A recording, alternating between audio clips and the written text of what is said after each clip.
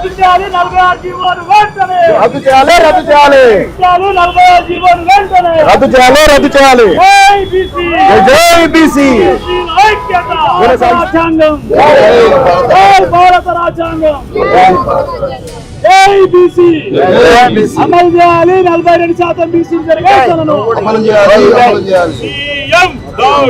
CM బహుజన ఐక్యత బీసీల ఐక్యత బీసీ రిజర్వేషన్ వ్యతిరేకులారా బీసీ రిజర్వేషన్ వ్యతిరేకులారా అమలు చేయాలి కామారెడ్డి బీసీ డిక్లరేషన్ వెంటనే రాజీనామా చేయాలి బీసీ ప్రజాప్రతినిధులు వెంటనే రాజీనామా చేయాలి బీసీ ప్రజాప్రతినిధులు వెంటనే ఎన్నికలను వెంటనే ఎన్నికలను వెంటనే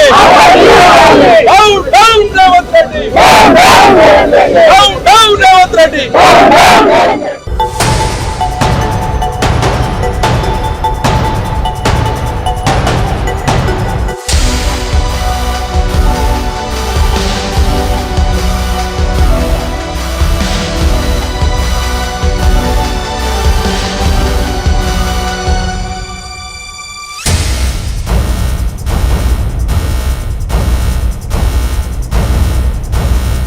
ఈరోజు తెలంగాణ రాష్ట్రంలో 3.5 కోట్ల మంది బీసీ ఎస్సీ ఎస్టీలకి నంబర్ 1 విలన్ గా ముఖ్యమంత్రి రేవంత్ రెడ్డి ఈరోజు తయారయ్యాడు. ఈరోజు మేము డిక్లేర్ చేస్తున్నాం, ఇతడిది సామాజిక న్యాయ దినోత్సవంగా మొన్న ప్రకటించిండు. ఇతడు రాష్ట్ర ముఖ్యమంత్రి రేవంత్ రెడ్డి సామాజిక అన్యాయ దినోత్సవాన్ని ప్రకటించిండు. రేవంత్ రెడ్డి మొదటగా 42% రిజర్వేషన్లను ప్రకటించిండు కామారెడ్డి ద్వారా.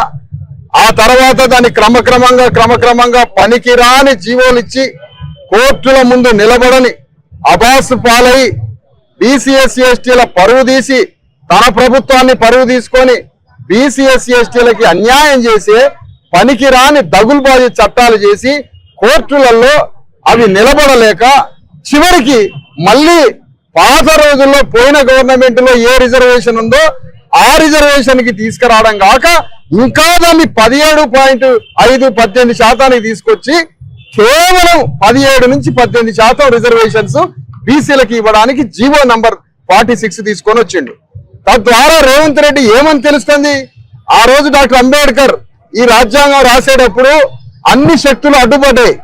ఆనాడు ఎవరు ఆ కాంగ్రెస్ పార్టీ శక్తులు అడ్డుపడ్డాయి. ఆ కాంగ్రెస్ పార్టీ వాళ్ళు ఏమన్నారంటే బట్టలుతికే చాకలోళ్ళకి రాజకీయ రిజర్వేషన్లు ఇచ్చి చదువుకునే రిజర్వేషన్లు ఇచ్చి ఉద్యోగం చేసే రిజర్వేషన్లు ఇస్తే బట్టలుతికే చాకలోళ్ళు బట్టలు తక్కువ గ్రామాల్లో వాళ్ళు చదువుకొని రాజకీయాలు చేస్తే మా గ్రామంలో అగ్రకులాలకు బట్టలుతికేది ఎవరు, ఎంటికలు తీసే మంగళాయనకి రాజకీయ రిజర్వేషన్లు ఇచ్చి చదువుకునే రిజర్వేషన్లు ఇస్తే మంగళోళ్ళు గ్రామాల్లో మాకు సేవ చేసేది ఎవరు, యాదవులు ఎట్లా సేవ చేయాలి అని ప్రతి కులం రాజకీయ విద్యా ఉద్యోగ రిజర్వేషన్లు రావద్దు, వీళ్ళు కుల వ్యవస్థలో అగ్రకులాలకి సేవ చేయాలి కాబట్టి రాజ్యాంగానికి ఆ రోజు అంబేద్కర్ కి రాజ్యాంగాన్ని వ్యతిరేకించారు. ఆ రోజు ఈ రోజు కూడా రేవంత్ రెడ్డి బీసీలని రాజకీయ రిజర్వేషన్లు ఇస్తే బీసీలు గ్రామాలు దాటి గ్రామాల నుంచి రాజకీయంగా వాళ్ళు అవకాశాలు పొందితే అగ్రకులాలకి విఘాతం అని చెప్పి ఈ రోజు కేవలం రేవంత్ రెడ్డి తన కిందున్న బీసీ దళారులను అడ్డం పెట్టుకొని మా బీసీలలో కొంతమంది దళారులు రేవంత్ రెడ్డికి కొమ్ము కాస్తున్నారు, రేవంత్ రెడ్డి పక్షాన నిలబడ్డారు. రేవంత్ రెడ్డి పక్షాన కొంతమంది బీసీలు, ప్రధాని మోడీ పక్షాన కొంతమంది బీసీలు. ఈ విధంగా రెండు పార్టీల వైపు మా బీసీ చెంచాలు నిలబడబట్టి ఈ రోజు ఇంత ధైర్యంగా రేవంత్ రెడ్డి బీసీల నోట్లో మన్నుకొట్టి ఈ రోజు రేవంత్ రెడ్డి అగ్రవర్ణ ఉగ్రవాదిలాగా తయారైండు తెలంగాణలో. అందుకని ఈ రోజు మేము డిమాండ్ చేస్తున్నాం, తక్షణం ఎన్నికలు రద్దు చేయాలి, జీవో నంబర్ 46 ని వెనక్కి తీసుకోవాలి, ఎన్నికలు రద్దు చేయాలి. శీతాకాల సమావేశాల్లో పార్లమెంటులో 9th షెడ్యూల్లో పెట్టించిన తర్వాత మాత్రమే ఎలక్షన్లను ప్రారంభించాలి తెలంగాణలో. అప్పటిదాకా ఎలక్షన్లు గాని నిర్వహిస్తే తెలంగాణ వ్యాప్తంగా కాంగ్రెస్ పార్టీని బొందబెట్టి నామరూపాలేకుండా చేస్తామని ఇక్కడి నుంచి ప్రకటిస్తున్నాం. ఇంకొక మాట చెప్తున్నాం, అక్కడ ప్రజాపాలన అని బోర్డు రాశారు, మేమందరం పోతాం.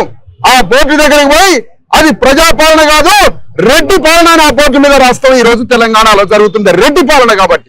అందుకని ఈ సందర్భంగా మళ్ళీ హెచ్చరిస్తున్నాం, రేవంత్ రెడ్డి తెలంగాణలో ఉన్న 2 కోట్ల మంది బీసీలకి, 1 కోటి మంది ఎస్సీ ఎస్టీలకి, 3 కోట్ల మంది పైన ఉన్న బీసీ ఎస్సీ ఎస్టీలకి వ్యతిరేకంగా తయారై రెడ్డి వెలమ కమ్మ కులాలకి ప్రాతినిధ్యం వహిస్తున్న రేవంత్ రెడ్డి ఇంత దుర్మార్గమైన చట్టాలు తీసుకొచ్చి ఈ ఎలక్షన్లలో బీసీల నోట్లో మన్ను కొడుతుంది కాబట్టి తక్షణం రేవంత్ రెడ్డి రాజీనామా చేయాలి, ముఖ్యమంత్రి పదవికి రాజీనామా చేయాలి, వెంటనే వైదొలగాలని ఈ సందర్భంగా రేవంత్ రెడ్డిని డిమాండ్ చేస్తున్నాం.